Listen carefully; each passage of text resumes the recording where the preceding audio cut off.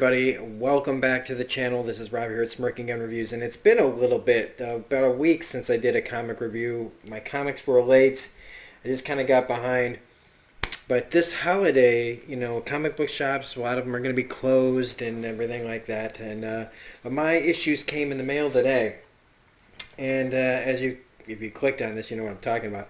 So I just finished reading this massive #1, Incoming. The future begins here. Woof. This book made me have to pull out this book. Everybody remember these from a little while ago? Marvel Legacy #1 that started the whole legacy thing. Bunch of different stuff in here previewing things to come, right? Things to come. In fact, Incoming is kind of a good title for this. Because this is, I don't know what this, there's no legacy, it just says #1, right? There's no legacy, it wouldn't be a legacy number, but the first thing, spoilers I guess for this, I mean, I'm going to tell you about some of the stuff in here and what my overall impressions are of this. My overall impressions of this book is, I don't think it's going to be worth anything unless there's some sort of subtle thing in here that, first appearance of somebody that I don't recognize in here. It's cool that they got different artists, from their books to do different things in here. That's fine. But very little of this has just held my attention. The very beginning setup of this is there's this guy named... what did he call himself? The cosmic, was he the Raider? The Masked Raider. Now, I guess he was in that Marvel, #1000? And it's all about, this guy has a mask that's made from the Eternity mask. That's made from the same character, the cosmic character, Eternity. And he can... makes him equal of anyone I'm up against. And he ends up in this, room where it's a locked room murder mystery, right? And I was like, fine, okay, let's see where this is going. And the story starts to where he sees Daredevil and Elektra. So he goes to them and brings them this case because this isn't this isn't for him. He goes after people that have to do with the Enclave, who are these people, this group of people that, it says, once upon a time a man named Jerome Hamilton declared war on a secret enclave that wanted to replace people with something they liked better. They killed him, but he'd already found me, and he decided I was the one to carry on his fight. So he fights this group called the Enclave, and if this murder isn't about him, he is going to pass it on to something else. This mask sometimes shows him things that aren't meant for him. And so he kind of passes this story on to Daredevil and Elektra. And then we kind of play a superhero game of telephone for a little while in this book where Daredevil sees what's going on, and then they pass it on to Jessica Jones. And so Jessica Jones is here. And what I like is, we get Chip Zdarsky in here, and then they pass it off to Jessica Jones. And I actually, here's the other thing I first thought of. Another thing I thought of, not the first thing, again, is I started thinking about Event Leviathan from DC, where it was this murder mystery, or this mystery, right? This overarching mystery that by Bendis that just was pointless and boring and poorly written, and I started thinking, oh god, this is what we're doing, isn't it? It's what it felt like. We're getting a bunch of characters together, a bunch of kind of street level mystery people that could do things like they could handle a mystery case. But I was enjoying. Then Jessica Jones sees the star, the Halo star. And she's like, oh, well, that means Carol Danvers. So then she passes this part of the story on to Captain Marvel. Captain Marvel and her, have their little conversation.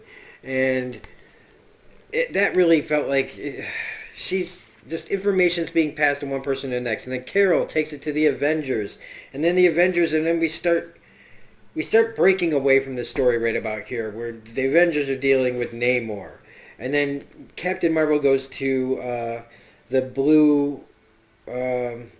The blue Marvel, where he's this like human antimatter reactor, and we start getting like all these teams that I don't buy their books. I don't care about these characters like the Agents of Atlas characters and Night Thrasher and Johnny Woo, and you know, there's a couple of cool things with Rich Rider talking about what happened with Annihilus, and the only reason it's cool there is because it's kind of a recap of what happened in Scourge, so I don't have to buy it because I wasn't. And then he goes to the Atlas people, and I'm tuned out Shang-Chi and Swordmaster and Ares, the god of war, is there for some damn reason. And this character named Arrow that I think she started in War of the Realms, and I'm just like, I don't care. They're not even talking about the main story anymore. They're just kind of showing what's going on in their book. So it starts with this mystery and how it gets passed along, and then ultimately we're just seeing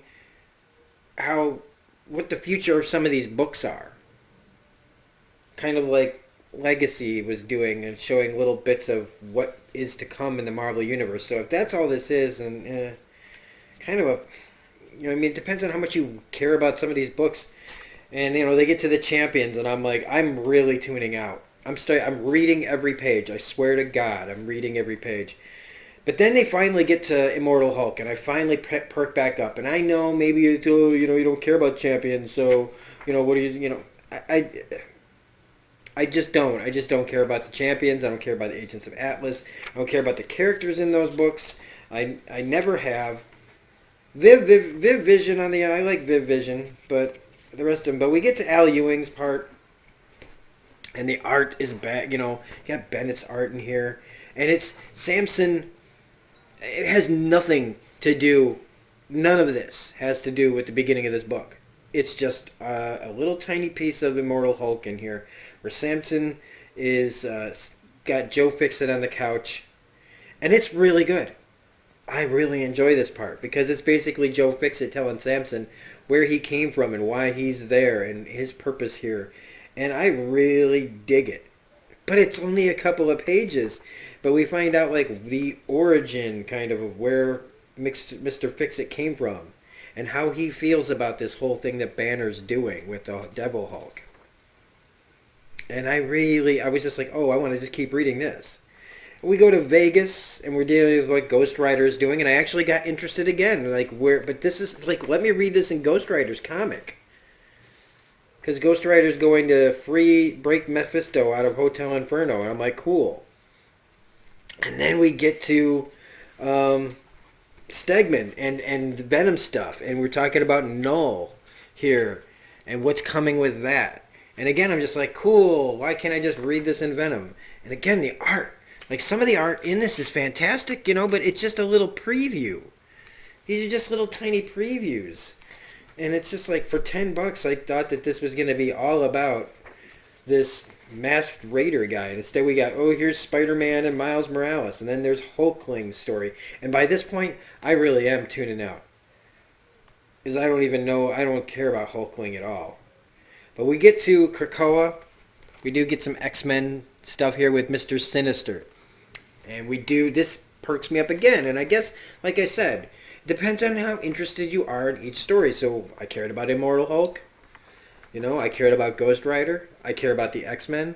Well, here's with Sinister, though. All right, with Sinister, though. Because it's Sinister. This is kind of like the Hickman Sinister a little bit more. So some people might not like kind of his flamboyant attitude in here. I don't really mind it that much. But it's about, he's got something going on with Mojo. And the whole deal with, he said that I endured to, you would think that after all the toil and terror I endured to deliver Cable to the Krakoan masses, that I would be rewarded with entertainment of a certain pedigree. And it shows how he went to the Mojoverse and basically forced Mojo to give Krakoa Cable. But I feel like there's something more there. I feel like there's something more there, especially when if they're dealing with Sinister and none of the other characters. And he's fixated on Franklin Richards. So I think that's what's going to have to do with Zdarsky's Fantastic Four X-Men crossover. And we get to Fantastic Four, who I know I'm supposed to care about the Fantastic Four, but I don't really like that book right now. And Blue Marvel shows up. So after all this stuff kind of in the middle that goes nowhere with this mystery, Blue Marvel shows up and asks Reed Richards, "Hey, you want to help me with this code that's on this hexadecimal code?" And they go find Tony Stark, and Tony Stark, doesn't want to help, and he's being an ass. And they give him the code, but he finds out what it was, but he doesn't tell him. And then Reed sees Jane Foster in the morgue, and they're going through some stuff, and then finally we go back to this guy who, the very beginning, like another guy that looks like the guy that kind of like died, except this guy doesn't have like a beard. And they got the same symbol and the same two-faced thing, and they're waiting around, and it turns out that this guy and the other guy were Skrulls. And they were partnered up to try to find peace. They were working on something together, and one of the people in that room was the plant. The Skrull took the form of this plant. It was in the back of the room that Jessica Jones even noticed there was something off about. And this guy, the three words that Tony figured out and then Reed Richards figures out is just simple words that says "beware the trees." And as soon as I read that, I was like, oh good lord, what the hell is this going to be? Well, the Skrull all of a sudden erupts with a tree out of his mouth and becomes a tree and dies. Or a tree kills him by coming out of his whole body. And that's more of the mystery, right? And I'm like, as far as mysteries go, that's pretty... I'm not interested. It doesn't seem very interesting to me. I mean, I'll probably be listening to what other people say and stay on the peripheral of this. But it doesn't say that there's like really... you don't have to buy any of these books. They're just kind of telling you, well, if you like where this is going, then check this out. And at the end, there's like the Skrulls thing... where their final war begins now. They're going to the Sol system, and it's coming in April 2020, Empire. So it's like this big preview book, and again, it's all like, if you care about like Champions, well then maybe you'll like that. If you care about Agents of Atlas, maybe you'll care about that. And it gives you kind of a guide of like what's going on. Like, this is where you can check out all these adventures in these different books, and I'm like, no shit. And there's like, I would like to read a good Jessica Jones book again, But a lot of this stuff I'm already reading, and it doesn't really change my mind on any books that I already read, but it does make me go, like, it does reinforce the books that I don't want to read. And this whole thing at the beginning here, like this blood dripping down or whatever, if that's just like the person who died at the beginning of this book, well, spoilers, he was just a fucking Skrull.